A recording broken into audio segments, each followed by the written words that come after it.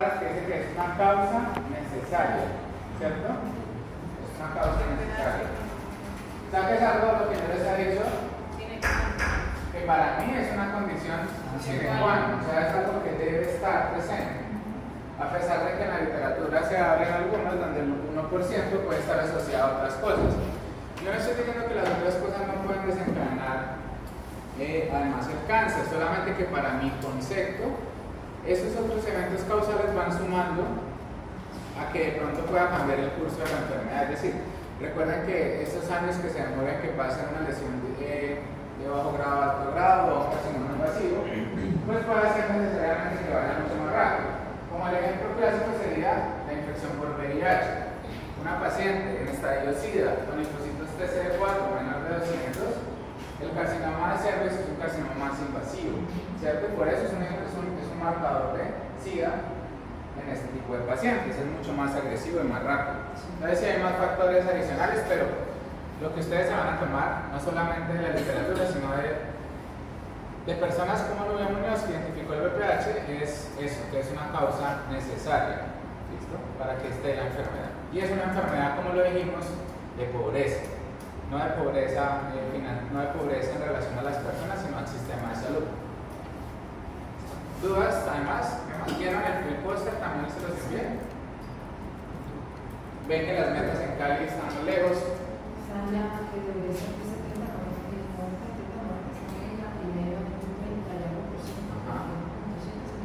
Exactamente.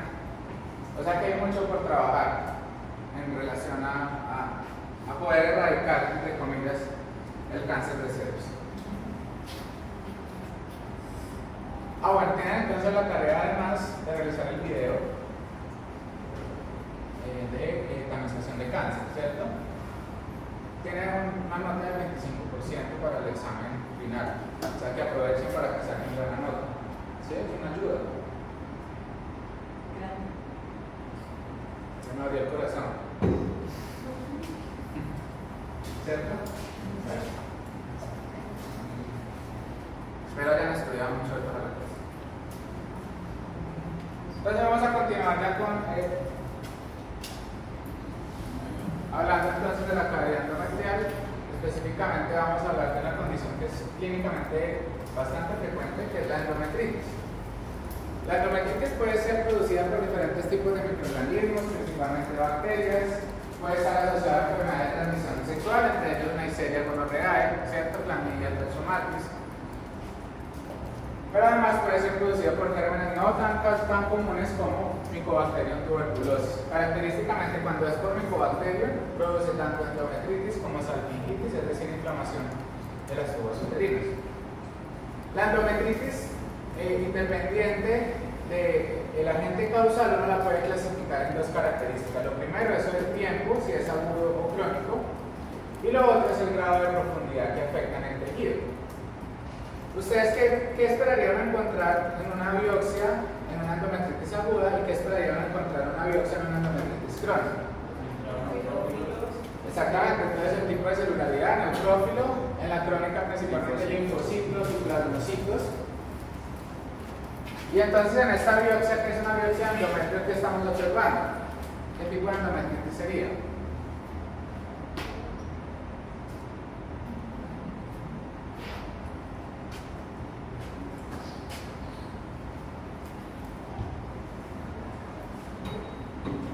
¿Cuáles serán?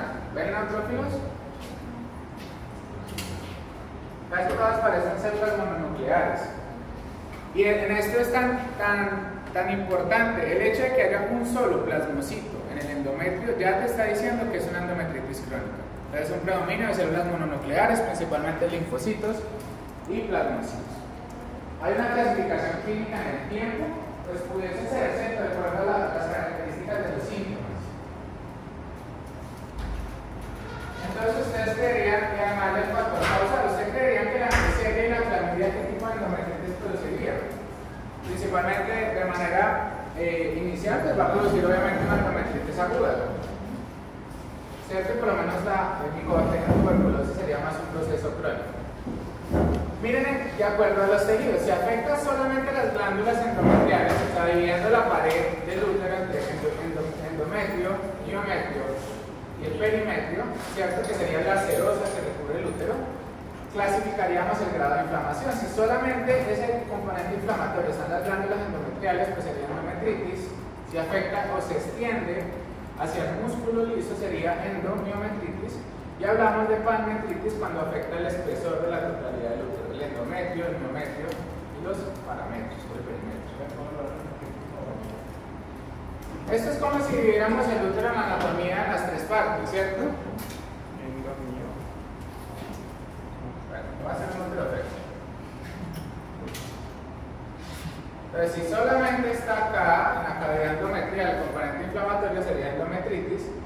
Si esta inflamación ya se empieza a introducir hacia el miometrio, que sería el músculo liso, sería endomiometritis.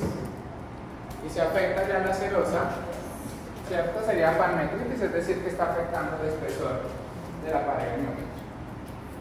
¿En qué poblaciones suele ser frecuente la panmetritis? Es una complicación más o menos habitual. ¿Dónde? ¿En qué? Exactamente. Pero no en población embarazada, sino ya en el contexto de un parto, ¿cierto? Ya que dio a luz o una complicación asociada cuando hay una ruptura prematura de membranas. Abortos son frecuentes también que puedan haber panmetritis y esto puede generar sepsis y generar una infección sistémica y con frecuencia lleva a muertes de maternas. En el hospital estamos haciendo una revisión de los últimos 20 años de las causas de mortalidad de las mujeres embarazadas. Y dentro de esa revisión hay más o menos 3 casos de panmetritis, o sea, mujeres que murieron, sea por un aborto séptico o sea por una complicación del posparto. Entonces es algo que es importante, digamos, precisar aquí. ¿Será que yo necesito una biopsia para poder evidenciar que una persona, mujer, tenga endometritis? Pues será más un diagnóstico clínico.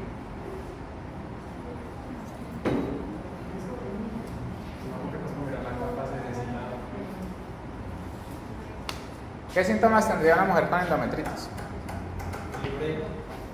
Sí, fiebre, dolor en el hipogastrio, anomalías menstruales, va a haber anomalía de la menstruación, puede haber dolor en la relación sexual, dispareunia, ¿cierto? Y obviamente al momento de hacer el examen físico usted puede observar que puede haber cambio también en el flujo vaginal. Puede haber, dependiendo de la agente causal, ¿cierto? Si es Neisseria, si es clamidia, hemos hablado que podemos tener diversidad de flujos que también pueden ayudar a identificar la agente causal. En esas condiciones uno generalmente no necesita biopsia. ¿Listo? Pues si una persona tiene una panmetritis, ¿cuál va a ser el estado clínico de esa mujer? Va a estar en sepsis, ¿cierto? Va a estar con los signos de CIS, el foco infeccioso sería allí. Entonces no hay necesidad de biopsia. Esto es un diagnóstico clínico, no se envía biopsia de manera rutinaria. Adenomiosis. La adenomiosis es una entidad benigna bastante común que se caracteriza porque las glándulas o las células endometriales empiezan a infiltrar el miometrio. Entonces, este dibujo otra vez nos sirve. Lo normal de un útero es que las células endometriales revistan la cavidad endometrial y en el miometrio solo encontraríamos células musculares lisas o leiomiocitos, ¿cierto?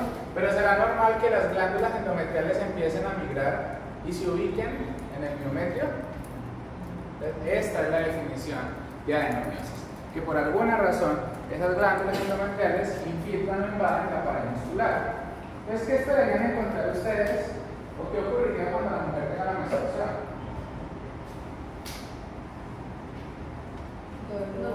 Dolor, exactamente. Por ahí hablan a veces los ginecólogos que no hay que normalizar que la menstruación duela, ¿cierto? Hay dolores más o menos habituales, pero a veces tratan de que es normal que le duela la menstruación, que haya cólicos menstruales. Pero a veces esos cólicos son tan intensos y una causa de ese cólico puede ser lo que llamamos ectopia de esas glándulas endometriales. Van y se infiltran al miometrio. Entonces, ¿qué va a ocurrir? Que por el influjo hormonal no solamente va a sangrar o va a haber un desprendimiento de las células endometriales, sino que pueden haber focos de microsangrado en la pared del miometrio. Y es una causa muy común de dolor pélvico crónico. ¿Ah? No, hipersecreción vaginal. Que cuando llega la menstruación, estas células recuerden que el endometrio lo que ocurre básicamente es que esas células se desprendan, ¿cierto? Se necrosan se desprenden y generan el sangrado, pues allí mismo en el miometrio estas células empiezan por el influjo hormonal a presentar cambios, que es lo que genera que haya dolor. Pueden haber microsangrados en el miometrio. Hay diferentes tipos de clasificaciones. Entonces, si es focal o si es difusa, ¿cierto? A veces puede afectar la gran totalidad del miometrio. Y hay algunos factores de riesgo que se han descrito: la multiparidad, las edades entre 40 y 50 años, y miren un antecedente importante que ya miramos: endometritis crónica, ¿cierto? También las cirugías previas como legrados o cirugías previas uterinas también pueden tener un factor de riesgo. No está muy claro el por qué esas glándulas endometriales puedan generar esa migración. Hay varias teorías. Incluso hay algunas teorías que hablan de el papel de las interleuquinas o el sistema proinflamatorio en inducir la migración de esas células endometriales. Pero ahorita vamos a hablar un poco más adelante sobre las teorías, pero no hay una teoría exacta, ¿cierto? No hay una verdad absoluta en relación a esto. ¿Cómo me permito dar diagnóstico de adenomiosis? La ecografía transvaginal tiene muy buena sensibilidad y especificidad para la mayoría de dolores pélvicos, ¿listo? Entonces aquí se pueden observar algunos focos de adenomiosis y se le puede dar tratamiento específicamente de manera convencional. Se pueden utilizar anticonceptivos orales inicialmente, pero a veces si no funciona no puede ser histerectomía, porque el dolor persiste, el sangrado persiste. Ahora, histológicamente, uno cómo habla, hasta dónde es normal que en la histología, hasta dónde es normal que el endometrio, o sea, cuáles son los milímetros normales que deben encontrar el espesor del endometrio. O sea, lo normal es que uno vea el parénquima en la histología del endometrio muy regular. Pero si uno observa una glándula endometrial por encima de 3 milímetros, o sea, por fuera del revestimiento del endometrio, ahí ya uno clasifica por histología que es adenomiosis. 3 milímetros en el microscopio. Esto no sirve mucho para ustedes, pero es un dato por si lo pueden leer en la patología de Rhodes. O sea, que se encuentre la glándula endometrial por debajo de 3 milímetros del revestimiento normal del endometrio. Miren todas las teorías que se han generado. Hablan de unas teorías perivasculares multipotenciales, ¿cierto? Relacionados con receptores de angiotensina 2 que inducen que pueda haber vasodilatación de los vasos sanguíneos del miometrio, y esto puede generar que de alguna forma las células endometriales puedan migrar por los vasos y puedan localizarse sobre el miometrio. Hay otras teorías que hablan de reacción o de fenómenos reparativos e inflamatorios. Esto era algo de lo que hablábamos, de las sustancias inflamatorias o proinflamatorias, dentro de ellas el factor de crecimiento transformante beta. Mire la histología cómo se vería. Todas estas son leiomyocitos, ¿cierto? Y lo que estamos observando acá son esos focos ectópicos de glándulas endometriales. ¿Que cómo migrar? Pues estas son las teorías que se han generado, por fenómenos reparativos y de inflamación, o por una teoría multipotencial perivascular. Hay otras sustancias que se han hablado como que pueden inducir la remodelación de los leiomyocitos. Básicamente están rodeando las glándulas endometriales, como cambios en la matriz extracelular, por lo menos de sustancias como desmina, colágeno, tropomiosina, pueden inducir también de pronto que haya una migración y cambios reparativos en el miometrio. Entonces vamos a hablar de algo parecido, que es lo que se conoce como endometriosis.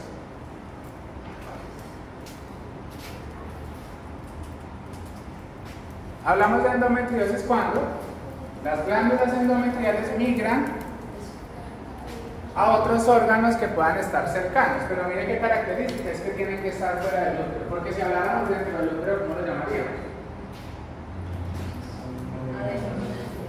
¿Cómo? Pero lo acabamos de ver. Adenomiosis, ¿cierto? Cuando hay migración dentro del útero. Si es por fuera del útero, entonces hablamos de endometriosis. ¿Cuáles son los sitios más frecuentes donde puede haber? Principalmente en el ovario, puedo encontrar también en la tuba uterina, pero incluso se han reportado sitios tan distantes como el hígado. Tú puedes tener focos ectópicos de endometriosis en el hígado, en el omentro, en el estómago, en el colon, en el vaso, o sea, cualquier órgano de la cavidad abdominal. Incluso hay algunos que se han detectado en relación casi con el diafragma. Son muy raros, pero hay muchísimos sitios, reportes de casos donde pueden haber focos ectópicos de estas glándulas endometriales. Miren las teorías, una de ellas es el reflujo, es decir, que a través del sistema venoso puedan migrar algunas células endometriales y puedan implantarse. ¿A dónde? Un caso clínico que nos dijeron en el pulmón. Sí, hay casos. Y siempre se me da dolor y endometriosis en el pulmón.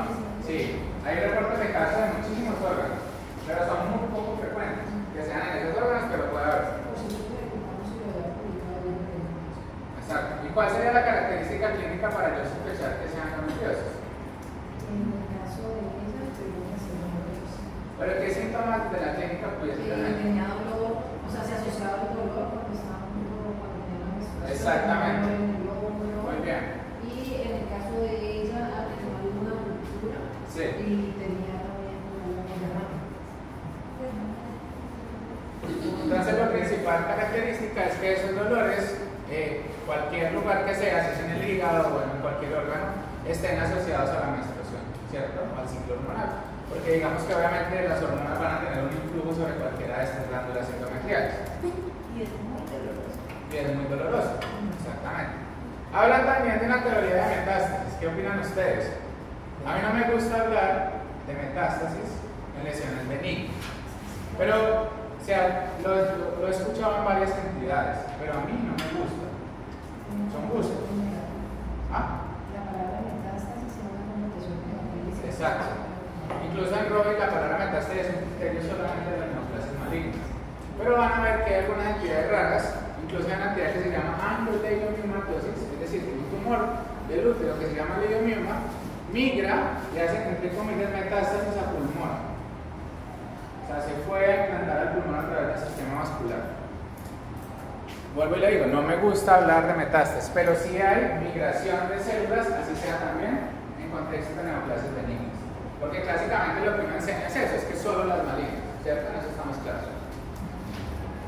Hablan otro también de metaplasia. Entonces, es una buena teoría, ¿cierto? Es que esas células, en el tejido en que se encuentren, sea por el influjo hormonal, recuerden que la metaplasia está asociada a inflamación, a estímulos hormonales, a causas crónicas, es un cambio adaptativo y me parece que es una buena teoría, ¿cierto? Donde puede estar asociado también a algunos influjos. Se han hablado que esos implantes puedan estar asociados a prostaglandina D2, ciertas sustancias proinflamatorias, activación de COX y además activación de algunos, pues obviamente de macrófagos. Este COX y esta prostaglandina, ¿de dónde vendrían? El ciclo del ácido araquidónico, ¿cierto? Nos preguntaron en fármaco. Sí, y no era. Otra vez, miren, este es un artículo del New England Journal, donde se evalúan las diferentes causas o las hipótesis por las cuales pueden presentarse los focos de endometriosis. Miren acá, metástasis, lesiones extrapélvicas, invasión linfática y vascular. Metaplasia, ¿cierto? Un cambio adaptativo, y lo otro es un flujo retrógrado, o lo que llaman menstruación retrógrada.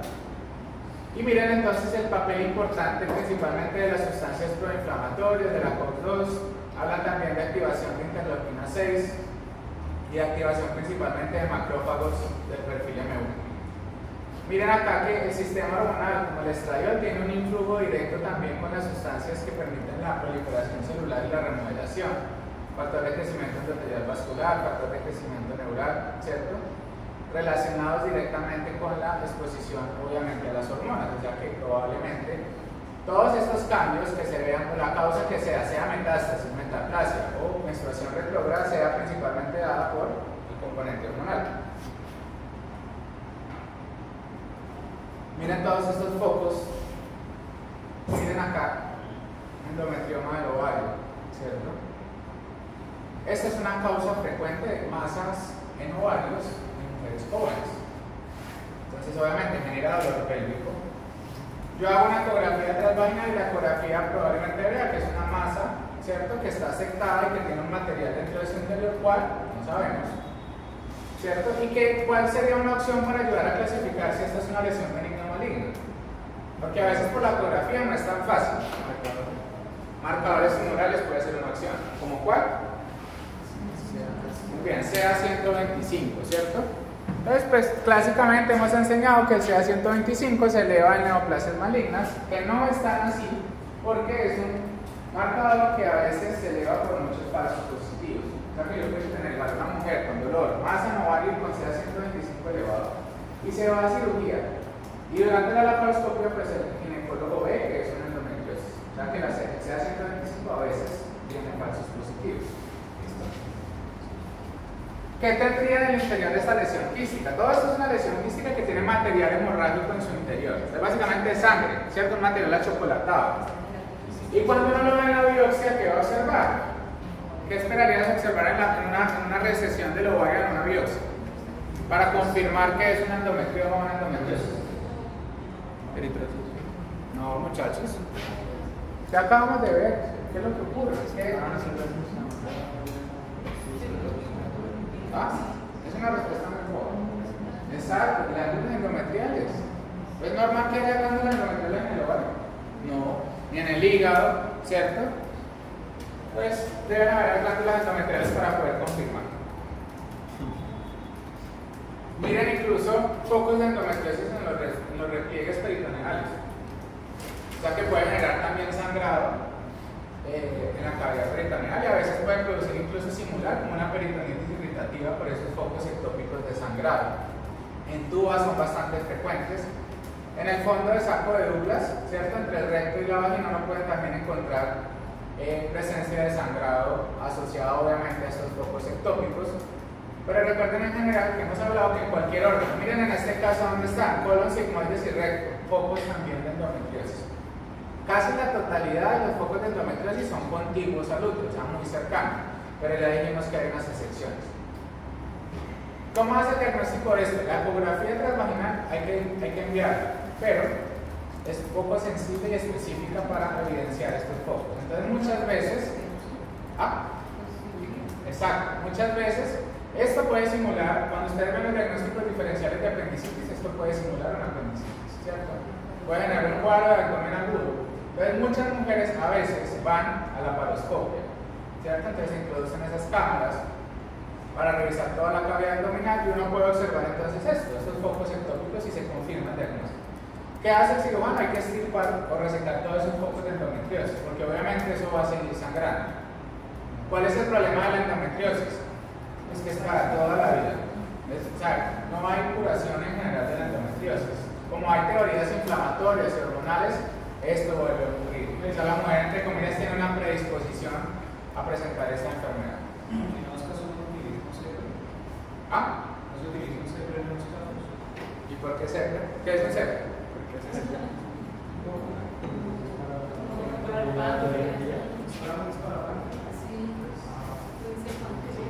CEPRE es colágeno, páncreas, clorología, retrógrado, endoscopio.